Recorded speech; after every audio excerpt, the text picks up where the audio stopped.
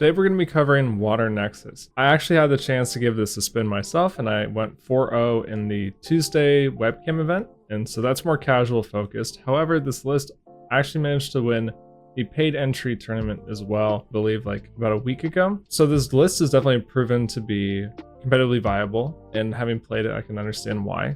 For anyone who is more familiar with like the water stall style list, they're more control orientated. This list feels like it has a little bit more board pressure, adding in the Thunder package, but we'll go through top to bottom. So for our Elestrals, we're running a Pharos. This can be a really powerful Nexus target. When you're able to pair this with Poseidon, your Divine Rune, you can end up drawing multiple cards a turn.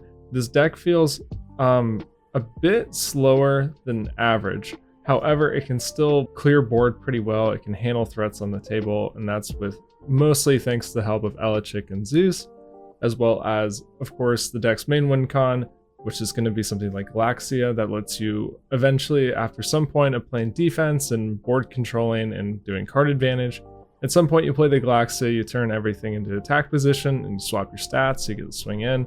But this card is really powerful. If you get to pair this with Poseidon and you draw 2 and your opponent doesn't have a Gorgons to answer it, even if they remove it and you're kind of down the spirits before you're able to capitalize on the fact that you have 3 spirits sitting on this thing, you still drew 2 extra cards, right?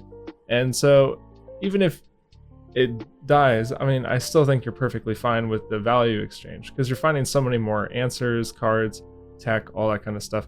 And if you ever get to double Nexus onto this, like it just becomes absolutely absurd. If we go back to the list now, we also have Dratagua. This can be a receiver for some Nexus style effects. So if you compare this with Pharos, really powerful.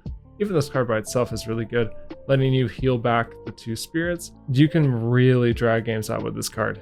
I have turned the corner in a few different games by simply just dropping this on the table with Poseidon or something like that, healing back 4, playing a little bit more defensively, and then even just re-enchanting a water spirit to net 1 back into deck, and then just using the water spirit to play like a counter rune or something like that, so you're not even like really at a disadvantage having that extra spirit on the Dratagua. Really sick card. However, like you don't want to draw this a whole bunch.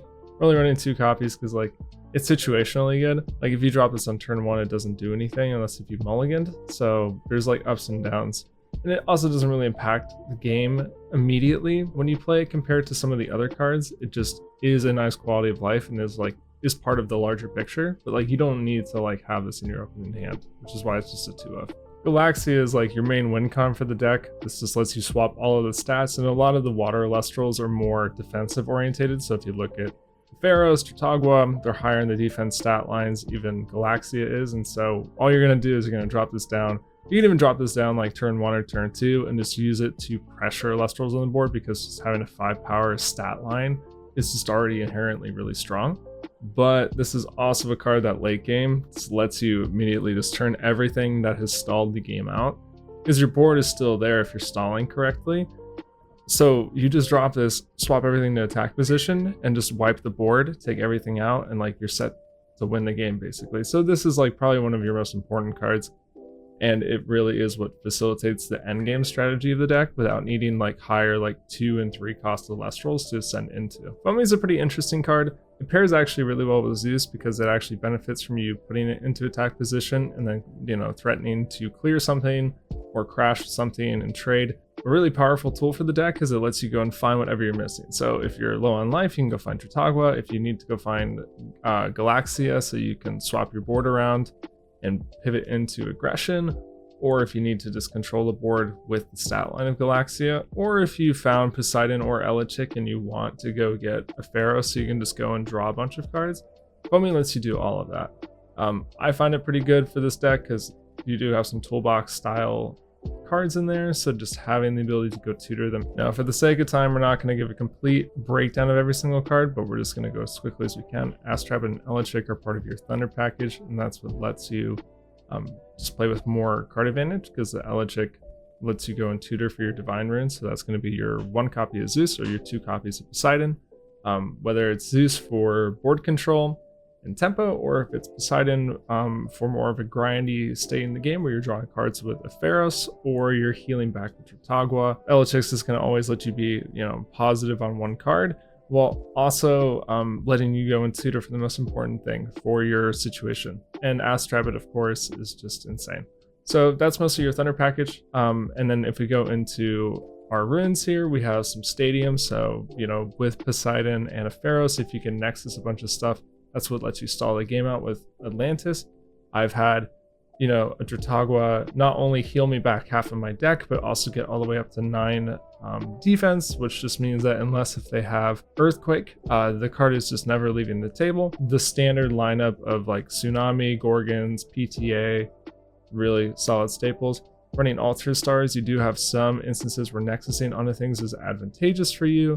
You have the ability to Nexus pretty consistently because of Zeus and Poseidon, so you're not really held back by that restriction. And then we're also playing 3 copies of Earthquake. That just lets us hold more board presence, because the problem with this deck is because you are playing more defensive orientated gameplay, it means that decks can build boards pretty aggressively into you, and you don't have that many ways to answer them. Of course, this deck can handle those kinds of things better than mono blue stall list because you have access to Elechic and Zeus.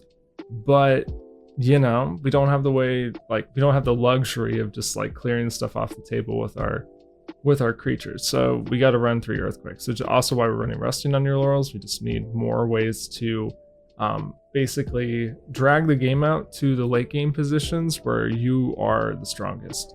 And we're running 2 copies of Ambrosia. You could maybe argue for 3, however, you draw so many cards, and you already have enough healing effects in your deck. I don't really know if the 3rd copy is necessary.